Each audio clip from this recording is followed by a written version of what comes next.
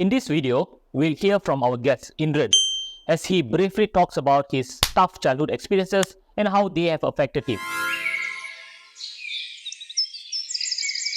So I come from a very traditional Indian family. Growing up, I did not really have a good relationship with my parents, particularly my father. Most of my childhood, when I was an infant till the age of 12, I grew up with my grandparents and my aunties, my uncles, and I did not really have proper relationship or connection with my parents. And I disliked going back to my parents over the weekend and so forth. So, for me, my entire world was my grandma, and I loved being there around with her, and I felt that she was my pillar. In 2010, a study conducted that supports the findings regarding the effects of childhood adversity on brain function, brain structure, neurobiological consequences of early life stress, and even epigenetic mechanisms underlying childhood adversity. When I reached certain age, I think about 12, when my parents decided that I should be living with them instead of my grandparents, that's when life changed drastically for me. I started having wrong friends, wrong influences. I picked up smoking at the age of 12 from a setup that had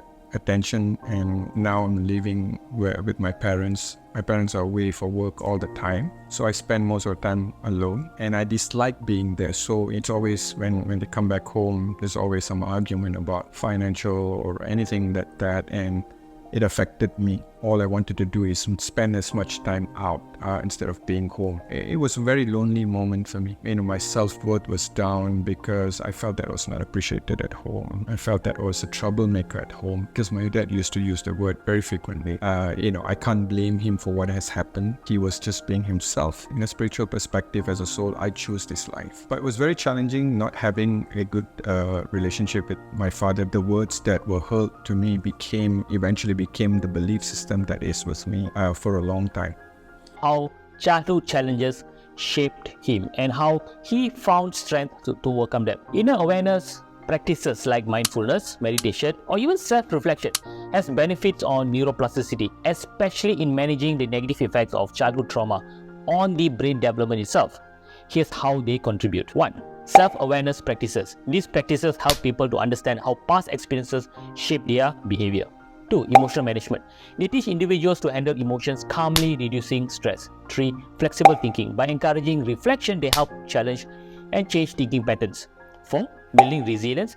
Practicing self-compassion and even confidence makes people better at bouncing back from tough times. 5. Making sense of life. By paying attention to the past, individuals make connections that help them understand themselves even better. So, I was chatting with my friend Subramani, and boy, did I bring down the mood. I shared this story and suddenly he cried when I asked him if he was okay, and he let out a sigh that could have deflated a hot air balloon. Turns out his school days were like a horror movie marathon. He said he used to be a schoolyard bully. Hey, the kids that you bullied were the one who got traumatized now, not you.